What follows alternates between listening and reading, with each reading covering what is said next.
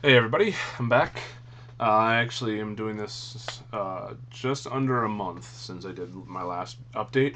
Before I start, I do want to thank everybody who watched my or who followed me on Twitter last Friday for the Friday the 13th marathon that I did. I unfortunately did not get through all 10 movies. I did get through the first 8 though, and it was a lot of fun. I just got burned out. I had started Jason Goes to Hell, and I just couldn't do it. I got really burned out. The first 7, no problem. Had a really fun time watching those. 8, not one of my favorites. It was hard to get through, and 9 is also not one of my favorites. But I had just watched that the week before. Had I not watched it the week before, I probably would have been okay sitting through it. But I just couldn't do it. So, but thank you guys for whoever followed me on Twitter. It was a lot of fun. I might do something like that again in the future. Maybe not necessarily a marathon, but I might do some live tweeting, watching other movies and whatnot. So I don't know. Maybe we'll see. I'll let you guys know on that. So let's get down to the update. Start with DVDs and then on to Blu-rays. I don't have a lot. I just haven't bought that much in the past 4 weeks. So let's take a look at what I do have. I don't think I talked about this on the last video, but I have Wonder Woman the first season. Never saw the show. I saw it at Chicago Comic Con when I was there a month ago, and I almost bought it, the whole series, for like $75. And I was just like, I don't know if I'm gonna like it or not. I've never seen the show before, so I didn't. Glad I didn't, because I can get each of these for like $10 or less. Um, I watched the first 2 episodes. It's okay. It's just not really drawing me back in. So it's an interesting show. I don't know why I never saw it before, but it's okay. It's not really something that I don't think I'm going to finish watching. I'll probably just end up reselling that DVD. But whatever. It was with a store credit, so it wasn't like I spent much of my own money, if at all. I didn't spend any of my own money with stuff I sold. Next on up I have is She's Having a Baby. This is the only movie that I didn't have in my John Hughes collection. I'm a huge John Hughes fan, and this is the only one that I did not have in my collection. I don't really like this movie. I haven't seen it probably since he died, so that was like 4 years ago. But I'll have to try and watch it again. I just found it boring. But Kevin Smith says that this is his favorite out of John Hughes movies. Um, so, I mean, I'll give it another shot. Why the hell not? I got it for $5. Next 2 up I have is House and House 2. First off, I just have to say is I used to own these movies. I used to own them when Anchor Bay released them. I don't ever remember selling them, but I don't have them anymore. Which I'm kind of pissed about. I shouldn't have done that, but whatever. Next thing I have to say is a lot of people bash this Midnight Madness series that what is this Image Entertainment releases, the Midnight Movie Mad or the Midnight Madness series, and I bought them because I wanted to see the movies because I bought House 4 at Comic Con, and I wanted to watch these before I watched that one, and I just have to say is that first of all, it says in the back right here at the bottom, I don't know if you guys can see that or not, it says 1:3:3 aspect ratio, which is full screen. So I was like, okay, whatever. I just bought these really just to watch them, not to like be like, oh my god, I own these movies. But what's funny is you put them in and they're in widescreen. They're in a 178 widescreen or 185. I'm not really sure. And and the other thing I hear about these is that the picture quality sucks so much, but these ones look really good. So I don't really get why people bash these. I mean, like, I was kind of hesitant when I bought them. I was like, oh, these are going to look like shit. It's going to look like a VHS or some shit. And it looks great for a DVD. I mean, whatever. I have no problem with it whatsoever. So I don't know why everyone has to bash the shit out of it. I hadn't seen those movies in the longest time. The first movie, I watched it all the way through, and I'm like, oh, this is pretty good. Second one, I was into, but I just kind of lost interest. And I'll eventually watch it again, but just at the time, I kind of lost interest. Next one up I bought is A Blind Buy. This is Dangerous Minds. I've never seen this movie. Started watching it, and honestly, I don't know. It's basically a white teacher who goes into a urban area or whatever, to inner city schools to teach. It's boring. This is no Mr. Holland's Opus, that's for damn sure. Same company too.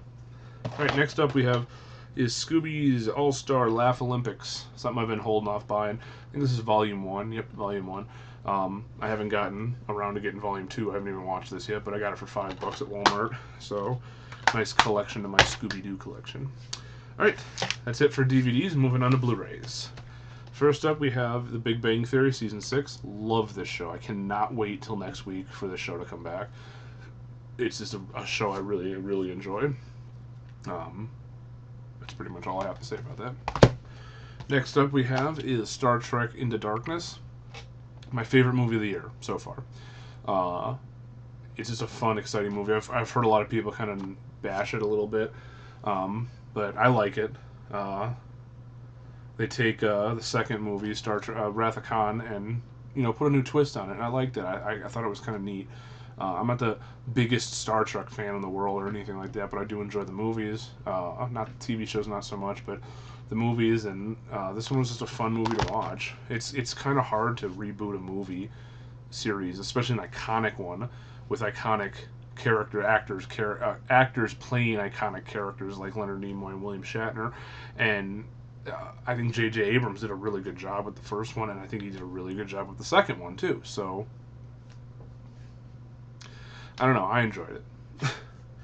Moving on, we have Swamp Thing. This is the Scream Factory release, which I love them. I know I've talked about them in the past, and I'm going to talk about them for a very long time because I love Scream Factory. This is a movie that's kind of goofy.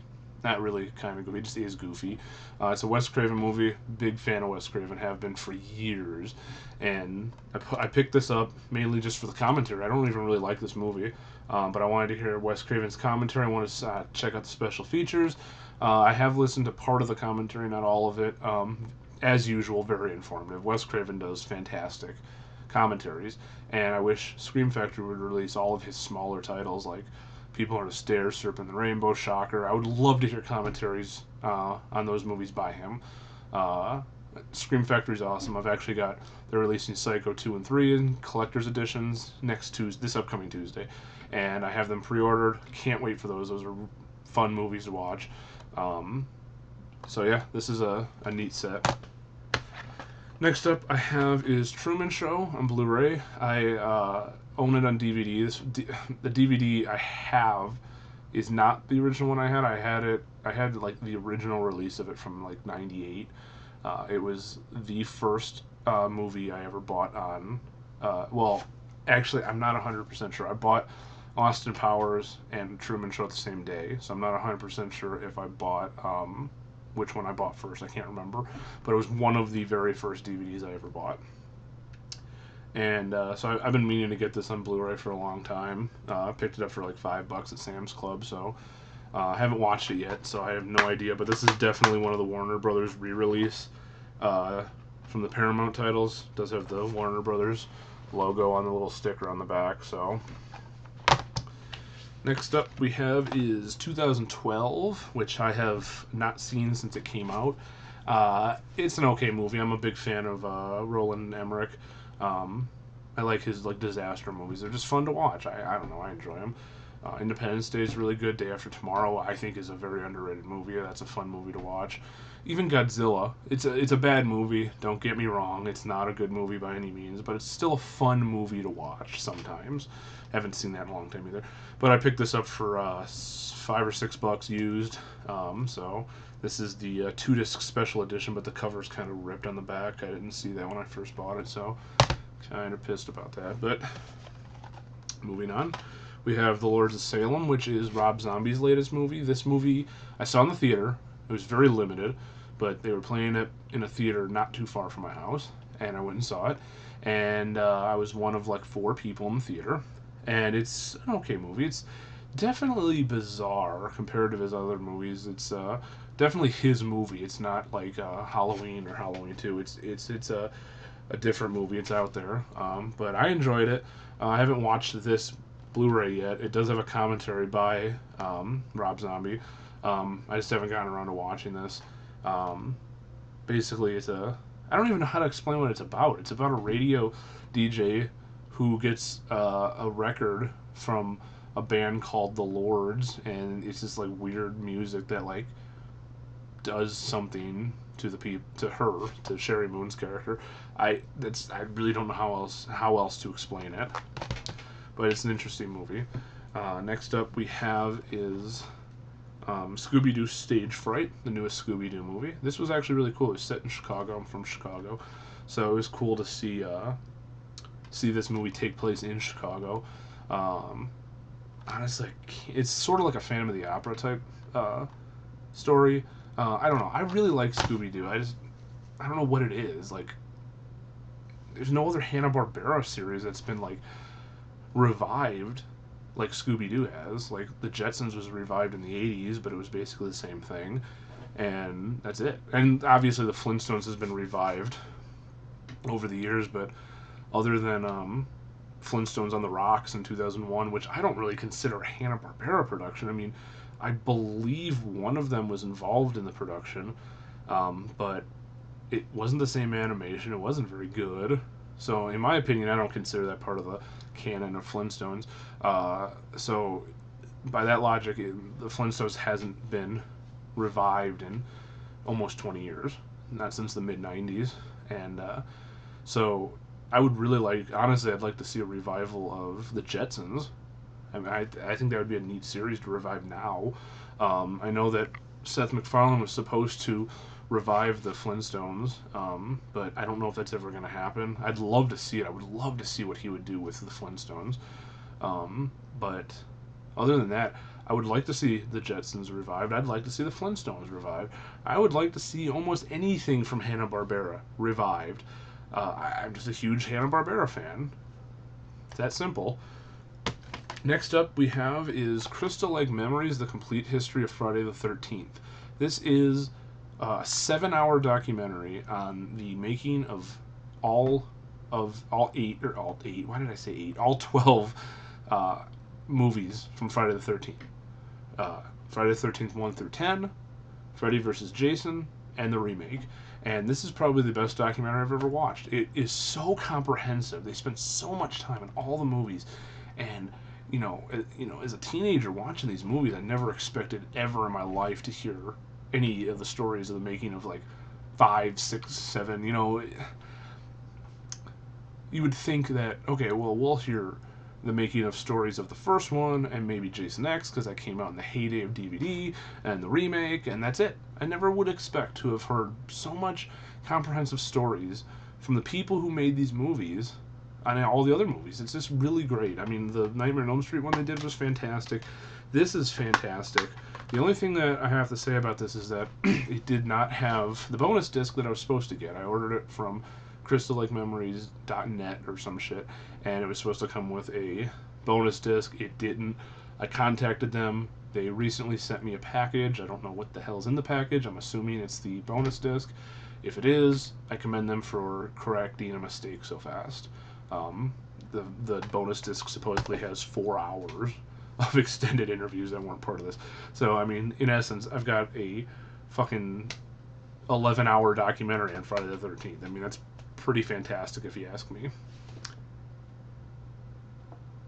And the last thing I have, of course, is the Friday the 13th tin, which I'm not going to go too much into because I did the unboxing. But I did watch all of the movies but Jason Goes to Hell and the remake and Freddy vs. Jason. So, and they all look really great. Jason X, the one that I thought was going to look the best, it doesn't look bad. It's just I can't believe it doesn't look as good as the other ones.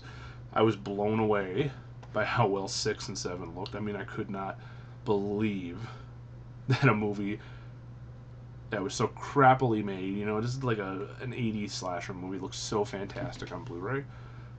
This is a highly recommended set. Are there a few things they fucked up on? Yeah.